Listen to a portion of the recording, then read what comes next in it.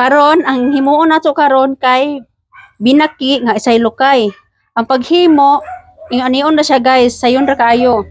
Una, kana siya ing anaon nimo na. Dayon imong tanday itambid nimo. I-plaster sa imong kamot ana. Pagkahuman, imuha siyang ipasulo diha. Isa, primerong tuyok. Duha, ikaduhang tuyok ana. Kuhaon nimo sa imong kamot ana. Din kaning primerong tuyok isuksok nimo dire. Ana, suksok. Din kani pud siya kaning primerong tuyok nimo isuksok pud diha. Muna ang plaster, muna na siya. Kani siya imo ipasuksok isuksok nimo dire. Kana. Imuhang isuksok anaon yung pagsuksok muna yung plaster. Sus muna yung plaster na. Dayon kani siya kani isa ka lukay isuksok pud nimo diha. Ana na siya. Muna na ang plaster. Kini ilahos nimo dire. Lahos muna na siya. Lahos na. Paghuman kani siya kani ipasulod nimo diha. Pagawas nimo dire. Ana na siya.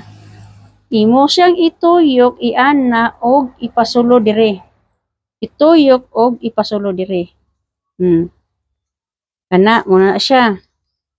Pagkahuman idiretso nimo diha.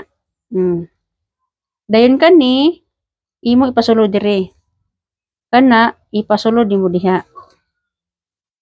Kana pagkahuman dire. Yana nimo plaster og imong birahon og ipasulod diha. Muna ni siya. Muni ang binaki nga isay lukay. Ang paghugot sa daani, dili sad ka mag-una sa ulo. Birahon na nimo.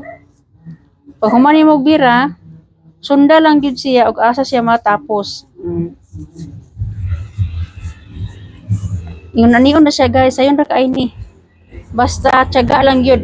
Tiyaga lang gyud sa pag-practice kay once nga makabalo ka ani, okay na kaayo.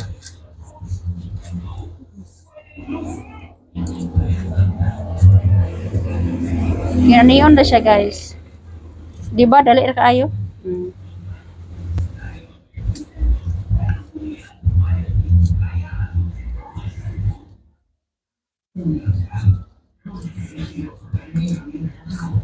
Muna siya guys.